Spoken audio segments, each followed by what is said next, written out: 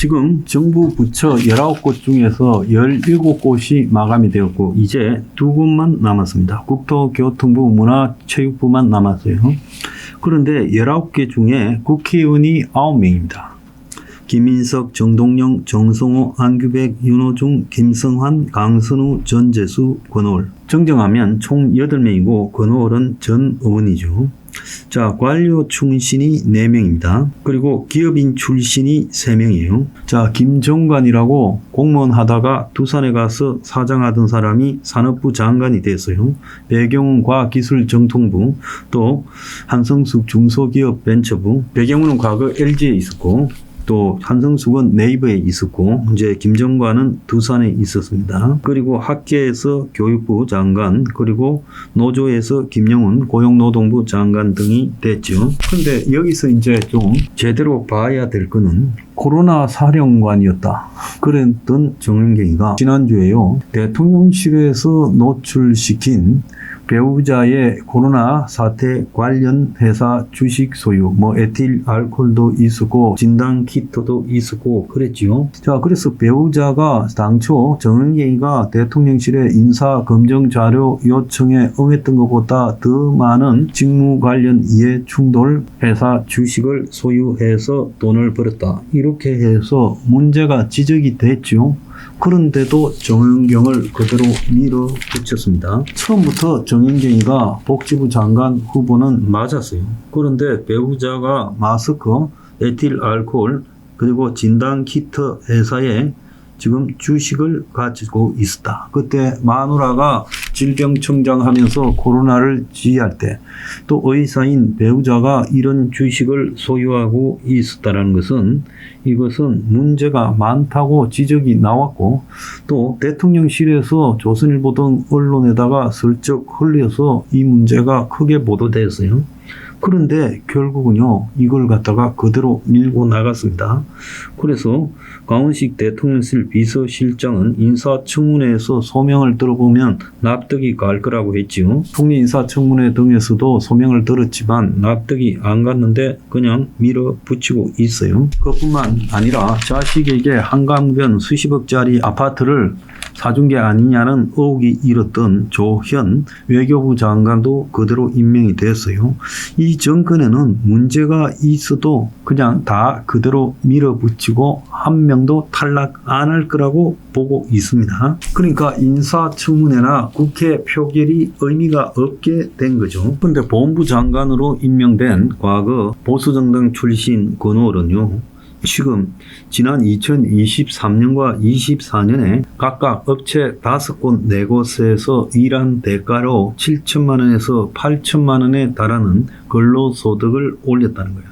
그러니까 같은 기간 전국에 산재해 있는 사업체에서 급여를 이렇게 받았다는 거예요. 많지는 않지만 1,000만 원대, 2천만 원대씩 이렇게 근무하지 않고 고문 등으로 올려놓고 급여만 받은 거 아니냐는 거예요. 그래서 권오월은 2023년에 경기도 의정부 소속 신한대 특임 교수라면서 2,400만 원을 받았고 모두 5곳에서 근로소득을 받았는데 부산에 있는 물류회사, 또 서울 강남에 있는 자재 전문 기업에서 각각 1,800만 원을 받았어요. 이거야말로 고문료라고 봐야 되겠죠. 또 자기 부인이 하는 종로 소재 삼계탕 집에서도 1,330만 원을 받았고요. 또 종로에 있는 인쇄업체에서도 1,050만 원을 받았다는 거예요. 그래서 2023년에 한 해만 서울, 경기, 부산에 위치한 업체 5군데에서 8,380만 원을 받았고, 지난해에도 의정부 신한대에서 2,880만 원, 비기업으로부터 1,800만 원, 또 자기 와이프 음식점에서 2,460만 원, 또 부산의 물류회사에서 150만 원 등 7,290만 원을 받았어요. 그래서 전국에 소재한 이런 데서 각기 가서 조금이라도 일을 했다고 보기는 불가능하기 때문에 실제 이 직장에 근무하지 않고 급여만 수령했다는 거예요. 이 사람이 근무하는 게 확인이 된 것은 자기 와이프 삼계탕집에서 손님을 맞이했고 스스로 삼계탕집 영업실장이라 했다는 거예요. 마누라도 삼계탕집에서 돈을 잘 버는데 전국 각지의 회사들에다가 이름 걸어놓고 저렇게 찌끄레기 돈을 받는 거는 이건 스폰서 비용이라고 봐야 되는 거냐고요. 그런데 자기 부인 음식점에서도 실제로 한 달에 29일 근무했다는데 뭐 지방에 놀러 다니고 출장 다니고 하면서 와이프 음식점에서 일한 급료도 수상하다는 거예요. 그래서 이렇게 지저분한 경력을 가진 사람들, 그래서 그런 사람들까지 굳이 이렇게 임명해야 되느냐. 권오른요, 이것뿐만 아니라 선거 보전비 2억 7천만 원을 미반환했다는 거예요. 공직선거법 유죄가 확정되어서 선거 때 보전받은 2억 7천만 원을 4년 넘게 상환하지 않고 있다는 겁니다.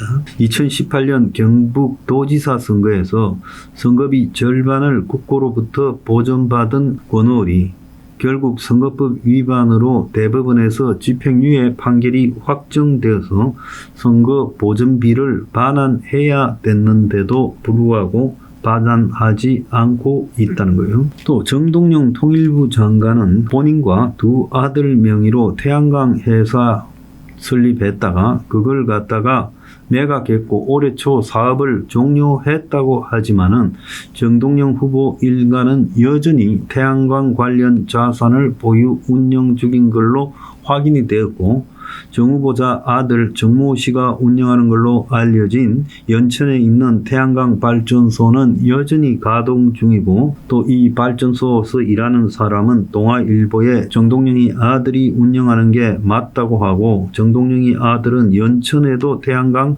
설비가 된 토지를 소유하고 있고 또 민혜경 씨는 올해 5월 충남 부여군 충북 음성군의 토지와 여기 설치되어 있는 태양광 시설을 담보로 10억을 빌렸다는 거예요. 그래서 전국 곳곳에 땅을 사고 거기에 태양광 설비해서 돈을 버는 온 가족의 패밀리 비전이 있었다. 이렇게 보여요. 그래서 좌파가 태양광 사업을 조직적으로 해먹었고 또 원전에 대해서 반원전적이고 폐기 처분 또는 원전 숫자를 줄일 이재명 정권에서도 이 태양광 등 재선에너지 사업이 좌파들의 먹잇감이 될 거다라는 것은 충분히 예측할 수 있어요. 대통령실 측은 정은경 남편의 코로나 관련주 보유에 대해서 충분히 해명할 수 있다고 하지만 지금 정은경이 보유한 주식이 정확하게 에탄올 회사 5,000주만 드러났고 나머지 마스크와 진단키트 회사는 드러나지 않았고요. 또 2022년 정은경이가 질병청장을 할 때도 차관급 고위공직자라서 재산신고에 들어 있어야 되는데 이게 누락이 됐어요. 그래서 이거는 단순 실수가 아닌 공직자윤리법상 이해충돌 회피 신고 의무 위반이 소지가 있고요.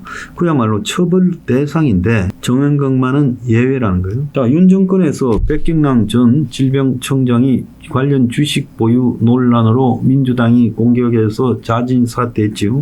그런데 정은경만은 왜 예외인가?